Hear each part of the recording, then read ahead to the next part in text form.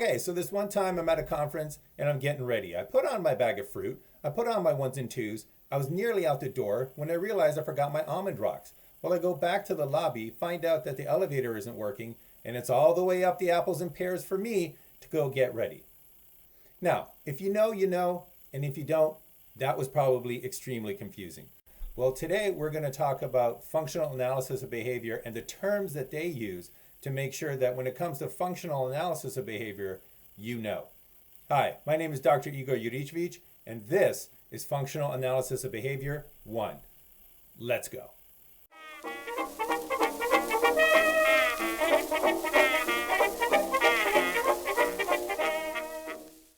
All right, before we begin talking about the lingo, the terms that functional analysis of behavior uses, I'm going to give you my number one tip for when you're reading about functional analysis of behavior. And that tip is this. Whenever you read about functional analysis of behavior or applied behavior analysis, you want to expand each acronym fully. If you're reading it out loud, read aloud each acronym fully. If you're thinking about it, reading silently in your mind, think about it, read it out loud in your mind, each acronym fully.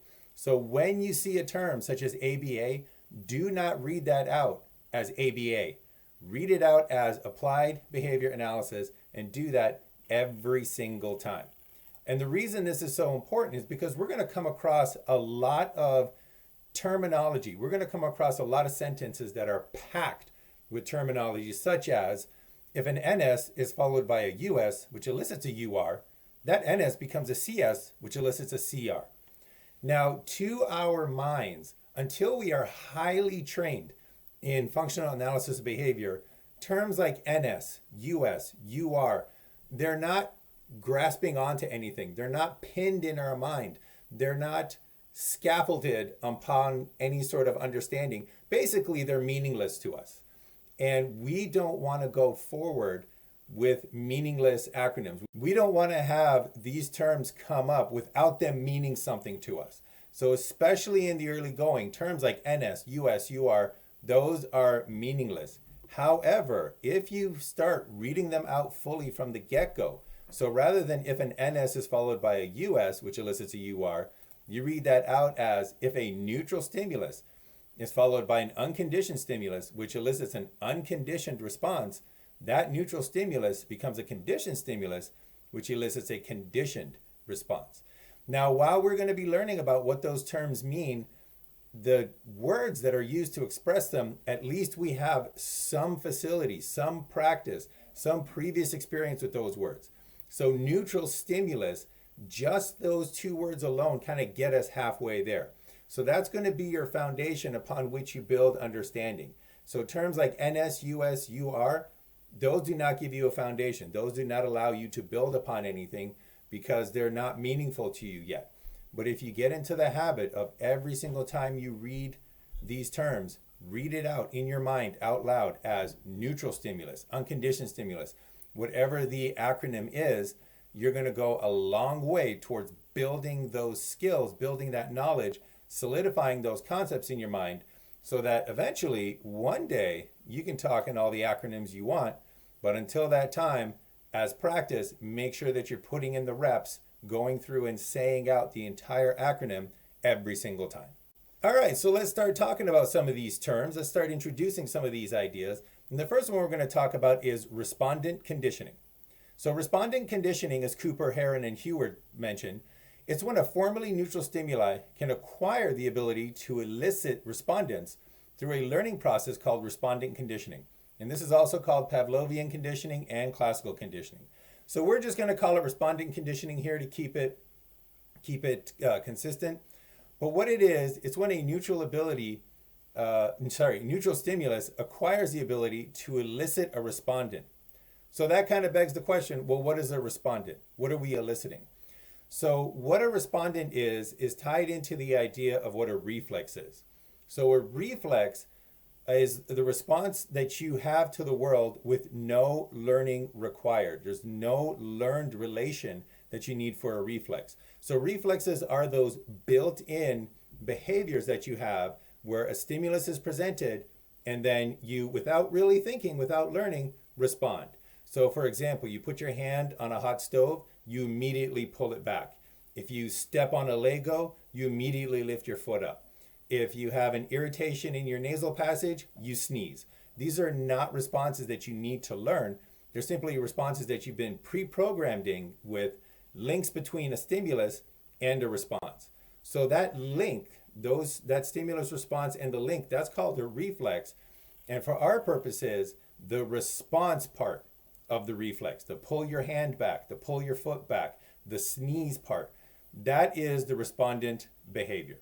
So we have a stimulus and we have a respondent behavior. That respondent behavior is the behavior of the reflex, and that's what we call a respondent behavior. So now that we know what respondent behavior is, respondent conditioning can be understood as getting a neutral stimulus, the conditioning that occurs when you get a neutral stimulus to now elicit a respondent behavior. That is respondent conditioning. So we take a neutral stimulus. This is a stimulus that previously did not elicit any behaviors. It did not elicit this respondent behavior. And through respondent conditioning, we then get it to elicit this respondent behavior. We change that neutral stimulus in a way that it now can elicit this respondent behavior. So what does respondent conditioning look like? Well, first we start with that neutral stimulus. So we'll go through the classic Pavlovian conditioning example of conditioning a dog with a bell. So at first that bell is a neutral stimulus because when you ring it, it does not elicit a respondent behavior. It does not elicit the respondent behavior that we are going to be conditioning it to elicit or training it to elicit. So the neutral stimulus starts off, it does not elicit any respondent behavior. Then that neutral stimulus is paired with a unconditioned stimulus. And that unconditioned stimulus is that part of that reflex that we just talked about. It's the stimulus that is already linked to a respondent behavior. So in this case, it's food, and food is already linked to the behavior of salivation.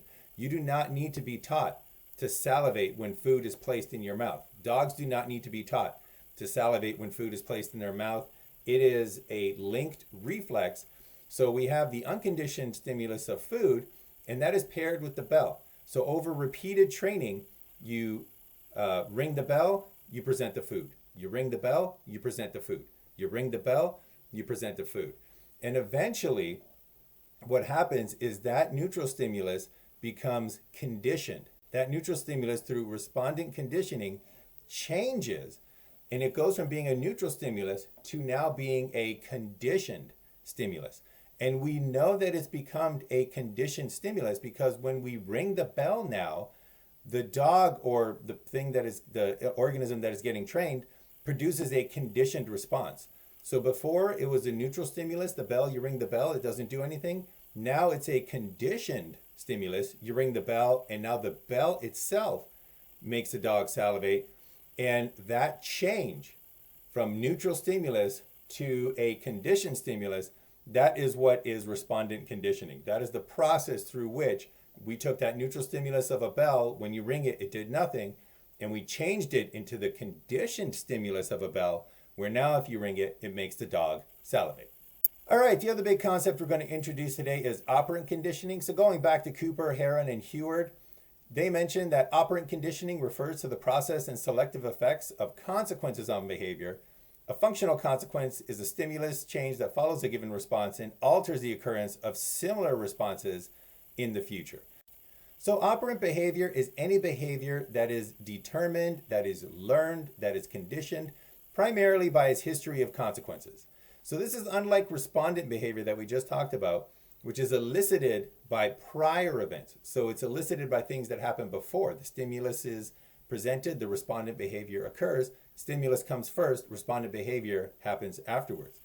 Operant behavior, on the other hand, it's selected, it's shaped, it's maintained by the consequences, the things that have followed a particular behavior in the past. So a behavior is done, it leads to some consequences, and those consequences change what happens to that behavior initially, and these consequences are part of the history of the learner.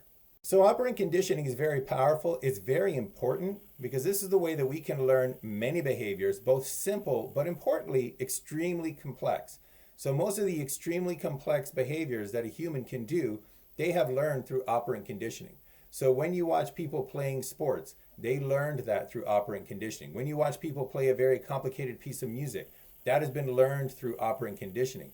When you watch anybody do something and you think to yourself, wow, that was amazing. How did they do that? That amazing behavior was most likely learned through operant conditioning. All right, so that's it for today's video. So what we looked at today, we started with my number one tip for how to read functional analysis of behavior terms. Make sure that as we go forward, you put into practice, read those terms out completely every single time. So don't read it in your mind or out loud as NS, read it as neutral stimulus. Don't read it in your mind as unconditioned stimulus, as US. See, I'm in that practice. I can't even do it when I'm trying to give it as an illustration.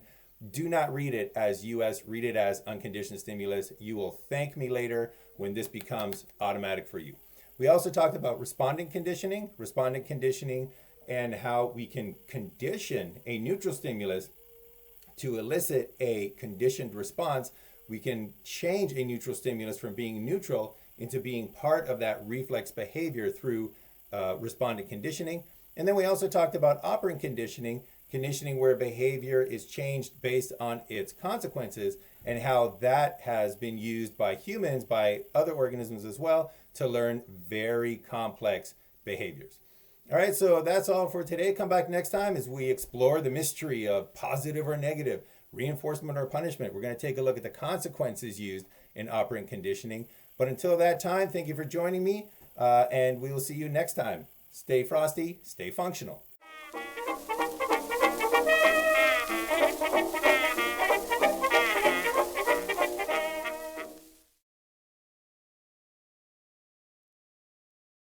All right, so before we look at this, you know what? Just, oh my gosh. All right. Take 48. Brought up without the